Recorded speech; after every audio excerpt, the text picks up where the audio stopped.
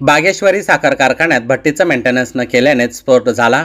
सिटू कामगार संघटनेचे कॉम्रेड अण्णा सावंत यांचा आरोप। जालना जिल्ह्यातील परतूर तालुक्यात असलेल्या बागेश्वरी साखर कारखान्यात भट्टीचा मेंटेनन्स न केल्यामुळेच स्फोट झाला असा गंभीर आरोप सिटू कामगार संघटनेचे कॉम्रेड अण्णा सावंत यांनी शनिवार दिनांक 28 डिसेंबर 2024 रोजी दुपारी 2 वाजता केलाय।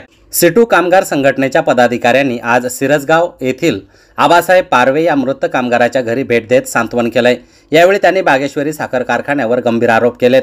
सल्फर भट्टीचे मेंटेनन्स नियमित केले जात नव्हते। भट्टी नादुरुस्त असली तरीही चालवली जात होती।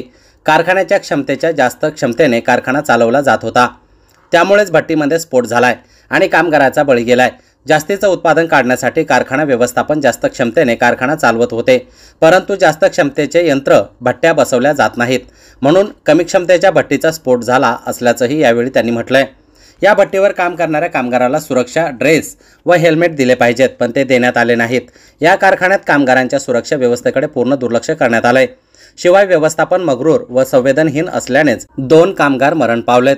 असे असतानाही कारखाना 1 मिनिट सुद्धा बंद ठेवला नाही किंवा त्यांच्या सहकाऱ्यांना मृत्यू पावलेल्या कामगाराच्या अंत्यसंस्काराला जायला सुट्टी दिली नाही, असेही अण्णा सावंत यांनी म्हटलंय।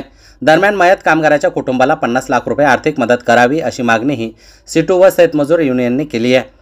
यावेळी शेतमजूर युनियनचे कॉम्रेड मारुती खंदारे, सरिता शर्मा, भगवान कोळे यांची उपस्थिती होती। यावेळी मयताच्या कुटुंबातील शंकर पारवे, सुमन पारवे, प्रभू पारवे, हर्षल पारवे आणि मयताच्या 2 मुली अंजली आणि योगिता यांना भेटून त्यांचं सांत्वन करण्यात आलंय।